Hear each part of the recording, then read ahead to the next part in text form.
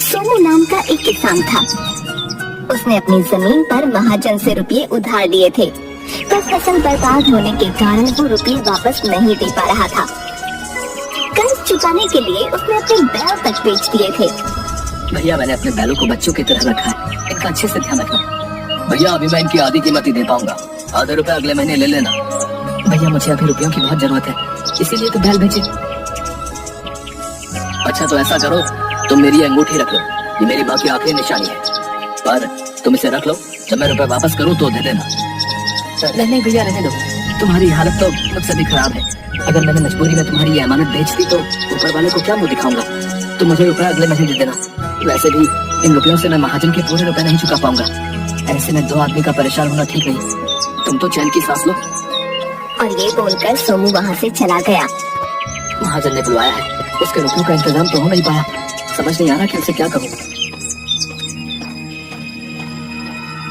तुमने इस बुधवार तक रुपए सूद समेत वापस करने के लिए कहा था, चलो लाओ मेरे रुपए, आज बुधवार है।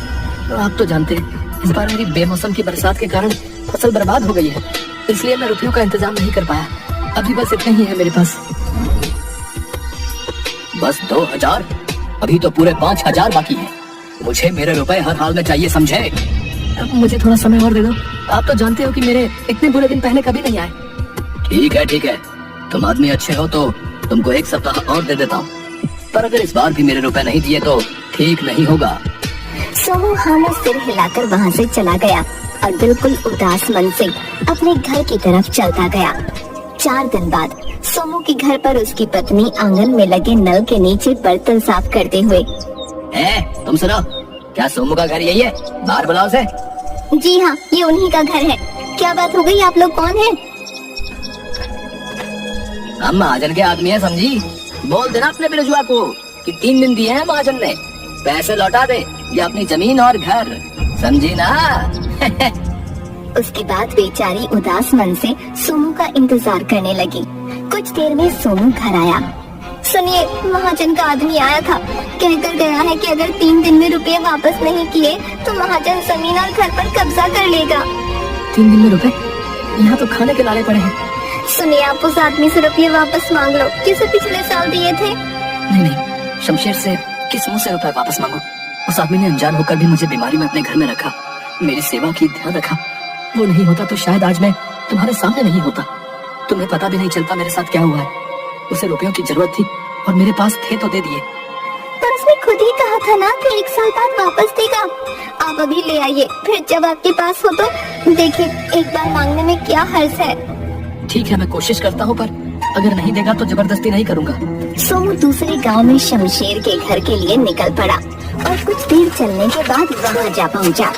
सोमू ने शमशेर के घर पहुंचकर दरवाजा खटखटाया।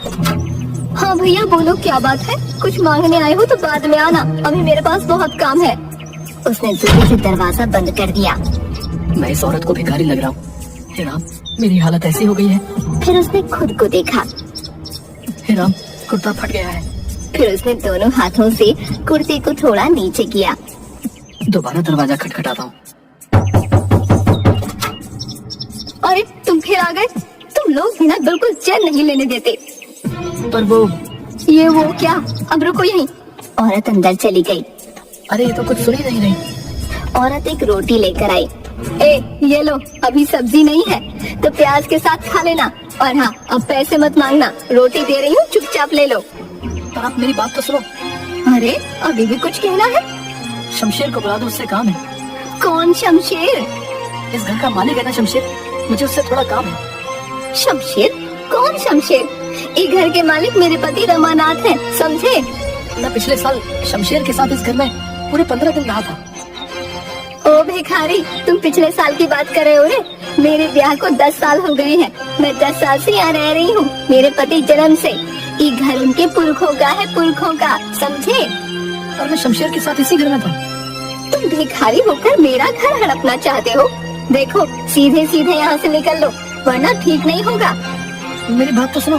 चलो चलो निकलो यहाँ से, अगली बार दरवाजा खटखटाया तो मार खाओगे। औरत ने उसके मुंह पर दरवाजा बंद कर दिया। सोमू थक हार कर एक पेड़ के नीचे बैठ गया। क्या हाल हो गया है मेरा, पहनने को ढंग का एक कपड़ा नहीं, खाने को दाना नहीं। तभी एक आदमी उसके सामने एक सिक्का फेंक कर चला गया।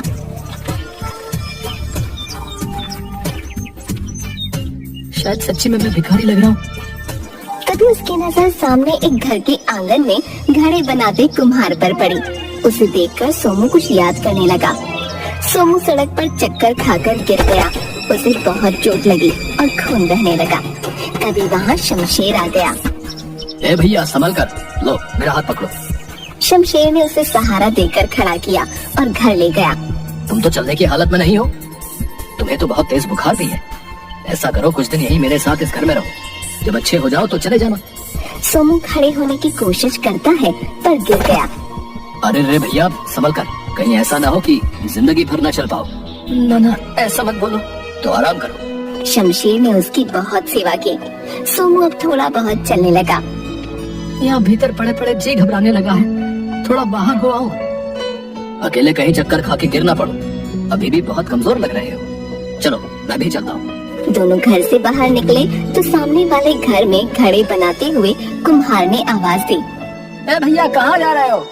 तुम तो जब से आए हो घर में ही कैद हो, बाहर ही नहीं निकलते।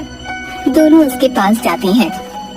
भैया तबीयत ठीक नहीं है, इतने दिनों से कोई आज जाकर बुखार उतरा है। एकदम मुरझाए लग रहे हो। तभी मैं सोचूं पड़ोस में नया आदमी आया और कोई बातचीत नहीं। ए देखो, तुमको तो ढंग से धोती तक बांधनी नहीं आती है। ठीक तो है? नहीं ठीक नहीं है, तुमको चलने में दिक्कत हो रही होगी। मैं बताता हूँ ठीक कैसे होगी। कुम्हार ने सोमू की धोती को थोड़ा पीछे से खींचा। अब ठीक लग रही है। हाँ अब सही है। सोमू कुम्हार के पास गया। भैया जरा सुनो तो। तुम अंदर मत आओ, वहीं रहो। पता चले कुछ तोड़ फोड़ दिया तो बिना बात के नुकसान हो जाएगा। वहीं से बोलो क्या चाहिए। तुमसे कुछ पूछना है। अच्छा मैं आता हूँ। बोलो क्या बात है। भैया मुझको पहचाना नहीं तो कौन हो तुम? मैं पिछले साल वो सामने वाले घर में तुमने मुझको धोती बांधनी सिखाई थी। सोमू तुम ये का हाल बना रखा भैया, फिर से कहीं चक्कर खा के गिर गए क्या? सोमू ने मुंह लटका लिया। शाम होने को आई है, चलो अंदर आओ, पहले नहा धोकर कुछ खा पी लो फिर बात करेंगे। रात को सोमू और कुम्हार खाना खाते हुए। भैया मैं सुबह से इस गांव में शमशेर को ढूंढ रहा हूँ, पर कोई आदमी सीधा जवाब नहीं दे रहा। कौन शमशेर? इस गांव में कोई शमशेर नाम का आदमी मैं भी नहीं जानता। क्या गजब करते हो भैया, उस दिन जब तुमने मुझको धोती बांधनी सिखाई और वो मेरे साथ खड़ा था। अरे नहीं, ऐसा कैसे हो सकता है? मुझे अच्छे से याद है तुम अकेले थे, तभी मैं सोच रहा था कि अकेला आदमी घर के बाहर ही नहीं निकलता।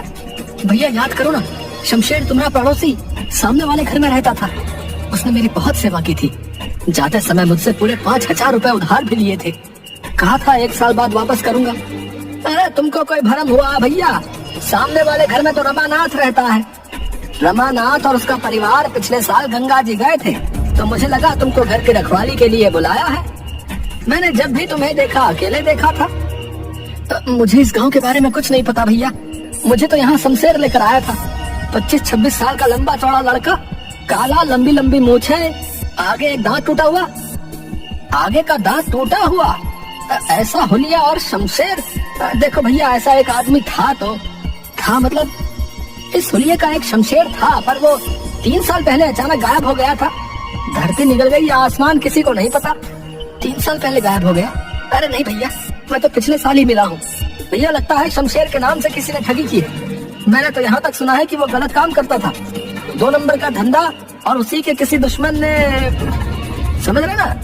मैं कहता हूँ तुम उसके चक्कर में मत पड़ो, सुबह को अपने गाँव निकल जाओ।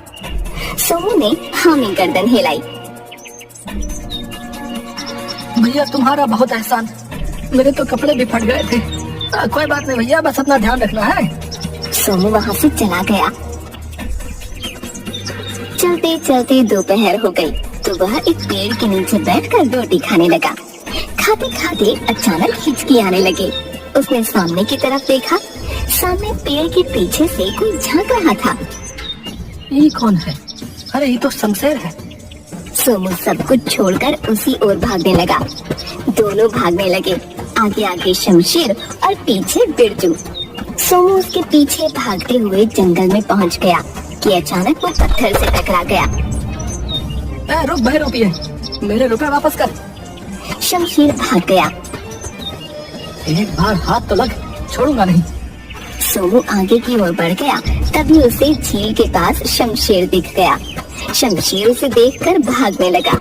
सोमू उसके पीछे भागने लगा। आगे केवल एक दरवाजा लगा हुआ था। शमशेर उसके गोल गोल भागने लगा और सोमू भी। ये क्या फालतू दरवाजा खड़ा कर दिया है? शमशेर दिखते ही उसने उसके पैरों की ओर डंडी फेंकी। वो शमशेर की धोती में फंस गई और शमशेर दरवाजे से टकरा गया। अब आया ऊँट हाथ में। बहरूपिए सबको पागल बनाता है। उसने इधर उधर देखा, शमशेर कहीं नहीं दिखा। कहाँ गायब हो गया? अरे अभी तो दरवाजे से टकराया। अरे मेरे रुपए तो दे देता, मैं बेघर हो जाऊंगा। हाय, ये क्या हो रहा है मेरे साथ? तभी दरवाजा जोर से हिलने लगा और उसमें चिपका हुआ शमशेर दिखा और गायब हो गया। सोमू घबरा गया। ए भैया, मैंने तुम्हारी जान बचाई थी, आज तुम्हारी बारी है। इस दरवाजे को उठाकर नदी में बहा दो। क्यों?